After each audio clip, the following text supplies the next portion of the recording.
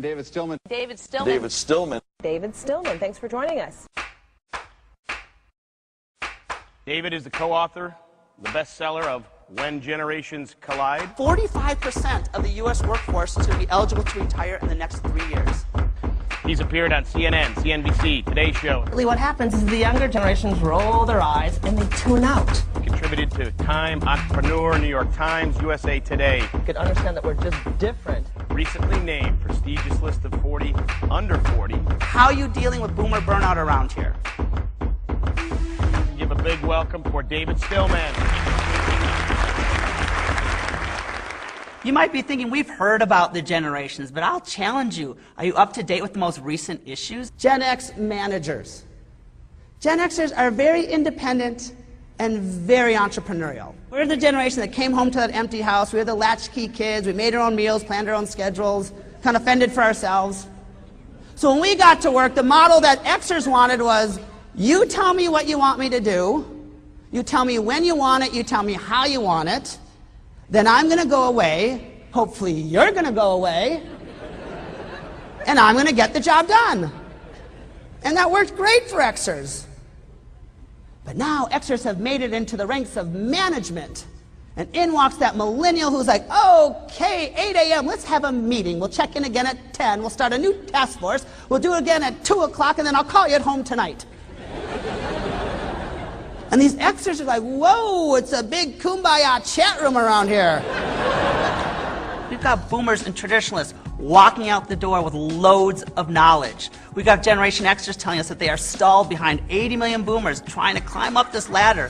We've got a whole new generation of millennials walking through the door, and if we treat them like the generations that have gone before them, we're going to make huge mistakes. We learn all these new things. They want to bring their dog to work. They don't want to come till 9 o'clock. They want to work from home on Friday mornings. And all these new ways. We're like, whoo! So we kind of try to figure out what's it going to take to get them on board and in and change some policies and procedures, and we get them on board.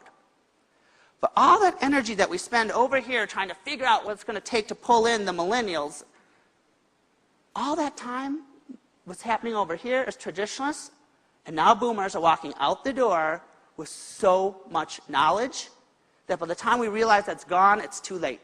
I'm a bit of a research nerd, and I love to get to know a company. One of my favorite things that I get to do is learn about a new industry, learn about a new company, learn about the audience I'm speaking to, and then design a speech that's going to hit a home run for them. Now, everyone who's talking about the millennials, they're so quick to stereotype. They're entitled, they're spoiled. Okay, you know what? Why are we starting with all these negative stereotypes? I gotta be honest, I think this generation is gonna rock. And that's why we wrote The M Factor. I hadn't heard the term millennials. Tell me about these individuals and their entrance into the workplace, because they're rapidly joining the workforce. How is that going to create a culture clash? Well, these are the children of the baby boomers, large generation, 76 million with the rate of immigration will probably even surpass the boomers in size, but very different. Unique events and conditions that shape them. And one thing we're finding is they're entering the workforce and they really want jobs that have meaning. They're growing up in a much scarier world. They have parents who are burnt out telling them, make sure you do something that's important to you. So the pressures really are on corporate America to explain how these entry-level jobs make a difference in the world. I think I bring a very unique perspective to the table. Generation X is very misunderstood, the smaller, mysterious generation, but I sit right in between 80 million baby boomers and 80 million millennials, and that perspective is pretty powerful. Now people will say, can you quantify this? Just how skeptical are Generation Xers? I want to show you one study, what they found. Xers believe they have a greater chance of seeing a UFO in their lifetime than a Social Security check. The last thing you want to say to a Generation Xer is, oh, we tried that 8 years ago and it didn't work. I mean, so often we hear these stories of Xers walking into a boomer's office and there's piles here on the desk, holding the door open, holding their monitor up. There's piles everywhere. And an Xer will say, oh, you know, can I help you with some of that? You need some help? Want to offload some of that work? And what does the boomer say? No, why? Did someone say I'm not on top of it? I'm fine. Are people talking about me? No, I'm fine. And what do the Xers do? Okay.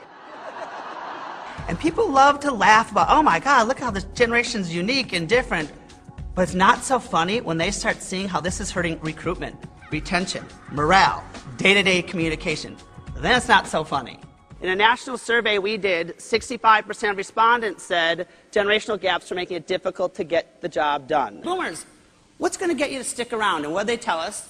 I'll stick around if I can make an impact.